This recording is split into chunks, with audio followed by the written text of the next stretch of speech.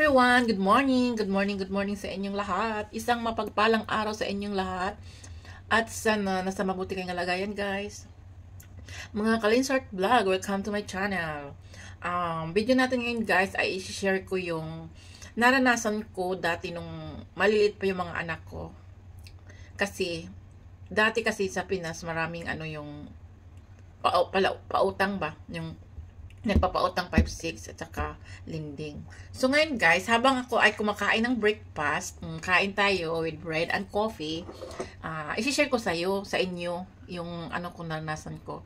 Hindi ko akalain talaga na umabot ng ganyang kalaki yung Nung una, nangalak ako ng mga kumari ko na kuha kami dyan.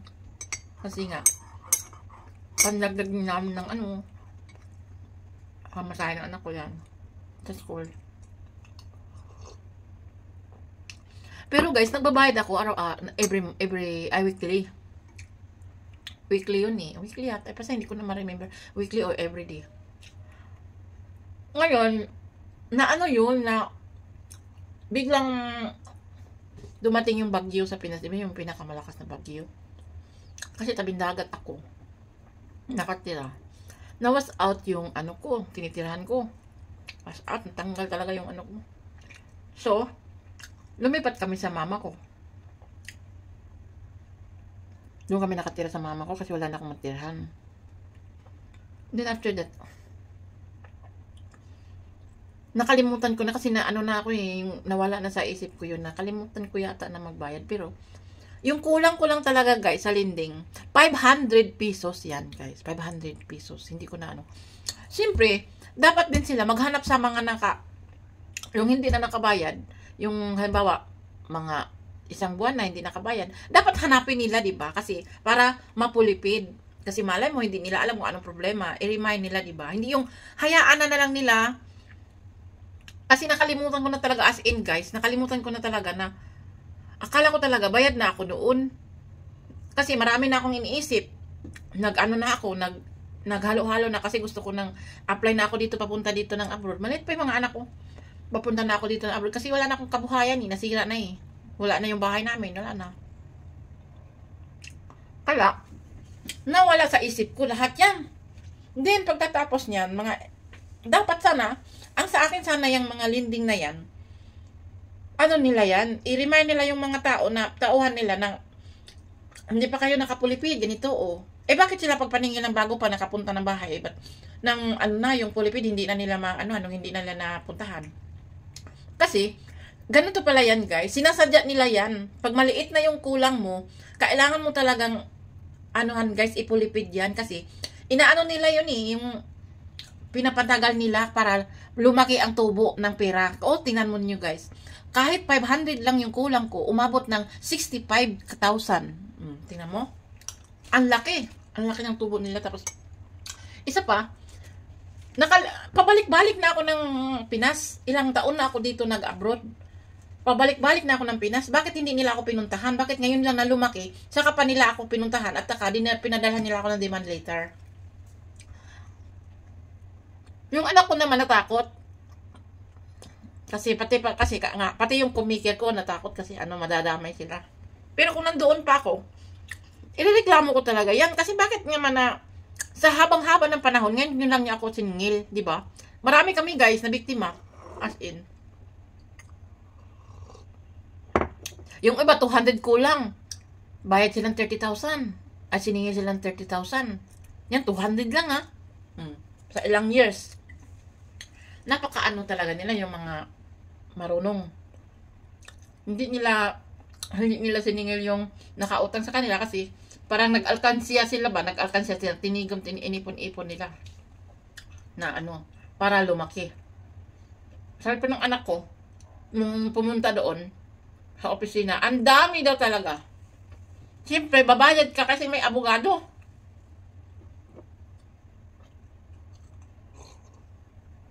Na ng abogado. Pandimanda daw kami ng mga anong tawag yan? Anong tawag yun tawag niya pag hindi makabayad? Istapa. Yun, nagbayad ako. Pero, hindi ko binayad ang buo ng 65K. Nagbayad lang ako ng mga, 30,000 ang binayaran ko. Biruin mo yan, guys. Grabe, no? Napaka-marunong, ganun talaga pala yung mga estudyante. Mga negosyante. Linding. Kaya guys, kung mayroon kayong mga kulang dyan, mayroon kayong kagaya ko na naglilinding dati, ngayon, kung naglinding man kayo ngayon dan sa Pinas, wag nyong tularan ako na hindi ilimot-limutan lang hanggang nakalimot ka na. Siyempre, hindi ko naman nalimot-limot yan. Nakalimutan ko talaga kasi nasa problema na ako guys ba, na sa dami ko nang iniisip paano ko yung mga anak ko mapapag-aral, paano ko yung mga anak ko patapusin ang pag-aaral. Wala na yung bahay ko, saan kami titira. Yun ba ang iniisip ko ba? Parang na yung utak ko ba?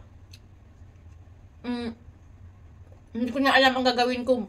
Kaya, habang nag-apply ako dito, papunta dito, diyan kami nakatira sa mama ko. Yung pa-extra din ako ng trabaho sa ate ko. Titindira ako ng mga gulayan niya, isdaan yan. Pag galing sa trabaho, double kayod ako. Kaya, nawala sa isip ko na yan. Akala ko naman talaga, as in bayad na ako. Oh my gosh. Yung pala, nandun pa pala yung 500, remaining 500.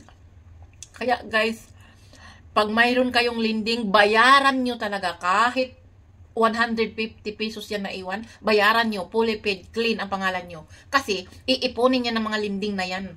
Anuhin yan. Pag malaki-laki na, mga 20k, 30k, saka ka na nila padala ng demanding later. Alam mo, ang kaibigan ko, yung kumare ko, yung sa kanya talaga, kasi, din yan, 1,500 yung kulang niya. Alam nyo guys, kung magkano ang natubo ng pera niya sa 1,500? 145,000. See?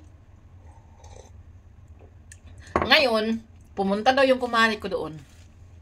Nanghingi ng tawad. Hingi ng, hindi tawad na as in sorry. Yung, yung, gusto niya yung, hindi siya makabayad kasi sabi niya, hindi niya kayang bayaran ng 145,000. So, sabi niya, pwede ba daw, ganito yung, ganito yung bayaran na tapos, unti-unti na lang every month niya bayaran. So, pumayag naman, hindi siya pinayag, ang babayaran niya guys, 100,000. Then, every month niya bayaran yan, monthly. So, ang 100,000 yan, siyempre, may tubo na naman yan. Kung maabot ng 6 months, ang bayad mo, pag hindi mo yan ma-impass yung 6 months na yan, pagbayad sa, ang 100,000 bayaran mo within 6 months. Then, after that, pag hindi mo siya na linis, na bayaran lahat, so another, kung magkano na naman yung remaining balance mo doon, another tubo na naman yan. So, another na naman monthly mo. Grabe no? Grabe talaga yan. Pangwarta, kalukuhan.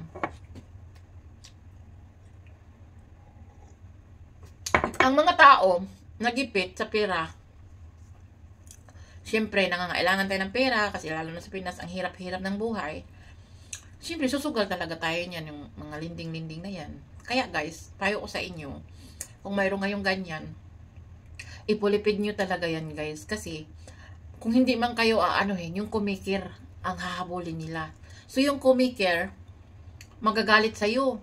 Yung kumikir, yung magpapalo up sa'yo. Kasi nagpipirma, pupunta na naman yan doon sa opisina, pipirma na naman yun. Siyempre, magkagulo yan. Matatakot yung kumikir na sila, nadadawit siya, makukulong din siya. Kaya yun, bayaran nyo talaga. Huwag nyo talagang pabayaan, hayaan na may matitira. Huwag nyo akong tularan guys. Kasi, ang akala ko talaga guys, bayad na ako. Yung pala, may remaining balance pa ako na 500 lang yan guys. Naging 65,000. So, ang 65, ang 5, ilan ang grabe, ilang maliliit pa yung mga anak ko niyan. As in, parang na-remember ko yan yung mga pamasahe ng anak ko. Tapos, basta, binigyan ko ng mga pagkain ng mga anak ko yon. Sa hirap talaga ng siyempre, ang hirap ng buhay ko kasi, lang naman ako, naglalabada lang naman ako sa Pinas. Yan. Then, wala na akong, ano ako, kasi ako pumunta dito magtrabaho sa Singapore nung nawala na yung ano ko, yung bahay ko, tsaka kasi may kunti akong negosyo doon sa Pinas, at saka nagtatrabaho ako, yun. Kaya yun, hindi masyado hirap ba. Saka na excuse me. Saka na yung utak ko nakakaisip yung nawala na yung bahay ko. Ang hirap talaga, guys, pag bahay na yung maapektuhan na tayo niyan pag wala na tayong tirahan yan. Kasi hirap mag-renting ka, yung i-rent mo, ikain pa, pamasahe pa ng mga anak mo, saan mo na yung kukunin? Diyos ko, grabe, ang hirap. Kaya akala ko talaga, bayad na ako dyan sa utang na yan, utang na yan. Ay, Diyos ko, sa awa ng Diyos, nakabayad naman ako, nabayaran ko na kasi kinukulit yung anak ko, tsaka tawag sa akin yung kumari ko na kumikir kasi natatakot din siya. Inaano siya ng asawa niya. Sabi ko, huwag kayong mag-alala, babayaran ko naman yan, hindi naman ako tatakbo niyan. Kahit naman hindi, ang kasalanan niya ng linding na yan na hindi ako siningil. Hindi na pinaalala na mayroon pa pala akong kulang. Tungkulin nila yan kasi nagpapatubo ng pera, nagpapautang sila. Dapat tungkulin nila yan na ng mga tao, pupunta sa bahay na singil. Pupuntahan yung mga tao nakautang sa kanila kasi may collector naman yan dapat inano nila yan. Wala silang ginawa kundi pinalaki nilang pera.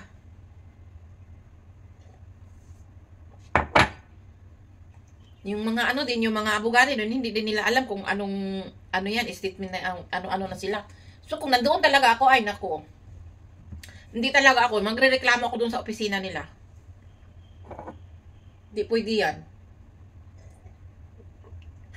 Ngayon, kaya nangyari na, wala tayong magagawa. Sinishare ko lang yung naranasan ko dyan sa mga linding-linding na yan. Kaya guys, kung mayroon man sa inyo, sino man makapanood nito sa video ko, wag niyong gayahin wag niyo akong gayahin, guys, na ganun. Kailangan niyo talaga i-check. Wag kayong maghintay na akala ko bayad na ako noon, ganun. Wag. Pumunta kayo sa opisina, i-clear niyo ang pangalan niyo talaga. Tingnan niyo kung bayad na kayo. Kasi yung karamihan din ng mga yung collector din na iba, hindi binabayad. Yung nandun din nangyari din yan sa isa kong kaibigan. Nag-collect siya pero hindi niya nabayad pala yun. Hindi niya nabayad. So pag ang expect ng nung kumari ko, kaibigan ko, bayad na siya. Yung pala hindi siya napulipid, may kulang. So ngayon, kasi nakapangalan niya doon at saka may kumikil siya ang hinahabol. Yung collector, wala na yung collector. Kaya guys, pumunta talaga kayo sa opisina ng linding. Yung kukuhaan niyo ng pera, pag magpulipid na kayo, punta kayo doon sa linding, i-clear niyo ang pangalan niyo na bayad na kayo. At saka yung mga kolektor, wag din kayo magtiwala dyan sa kolektor kasi mayroon ding mga kolektor na mga marunong. Tinitigok yung pera na bayad nyo. Kaya puntahan nyo yung opisina, i-clear nyo talaga. Wag kayong mag-ana. Nakapulipid na ako doon, ko. Siyempre, ilagay doon sa book na, di ba mayroong book na maliit yan. Okay, paid, yung ganun. So, hindi nyo alam kung nire-report ba yan doon, di ba? O hindi. So, akala ng opisina, hindi ka nagbabayad. Kasi walang nire-report doon ng kolektor. Yun pala, nagbabayad ka, hindi binigyan ng kolektor doon. So, pag magpulipid kayo, i-clear nyo ang pangalan nyo, punta kayo ng opisina. Check nyo talaga yan, guys. Check kung napulipid doon, kung na-remit doon sa kolektor. Kasi hindi mo na mahagilap yung kolektor. Lumayas na. Kaya, yan guys, ang mapapayo ko sa inyo, pag mayroon kayong kukuhaan ng pera, mga linding na ganyan, i-check nyo talaga yan ng maigi. Huwag kayong gumaya sa akin na binaliwala ko. Hanggang lumaki-lumaki. Pabalik-balik na ako ng Pinas, walang later. Bakit ngayon na lumaki yun? Saka na sila nagbigay ng demand later, diba? So, minarunong. Para lumaki yung pera nila. So guys, sana mapanood mayroon kayong makuhang aral dito sa video ko na to. Kaya ako nagawa ng video na ganito. Kinikwento ko sinishare ko yung naranasan ko, experience ko dyan sa lending. So guys, maraming salamat sa nanonood, sa pakikinig ng video ko na to. Wag nyo, maraming salamat sa inyo at saka wag nyo kalimutan na yung hindi pa nakaka-subscribe sa aking YouTube channel, please subscribe, Lynn's Heart Vlog, and huwag niyo rin kalimutan mag-press ng aking notification bell para updated kayo ng aking new upload o mga video. Hindi naman na ako, sa ngayon, bihira lang ako makapag-upload ng long video kasi hindi nga ako nakapag-DO. Pero guys, huwag niyong kalimutan lang yan pag-press. At saka, mali mo meron ako may new upload video.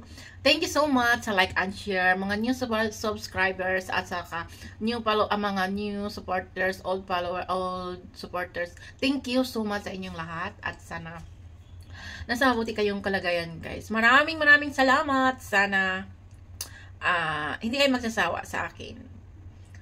Yung hindi ko nakapag-supportahan, pasensya na po kayo kasi busy talaga si Lynn's Heart Vlog sa bago niyang amo. Thank you so much, guys. Thank you.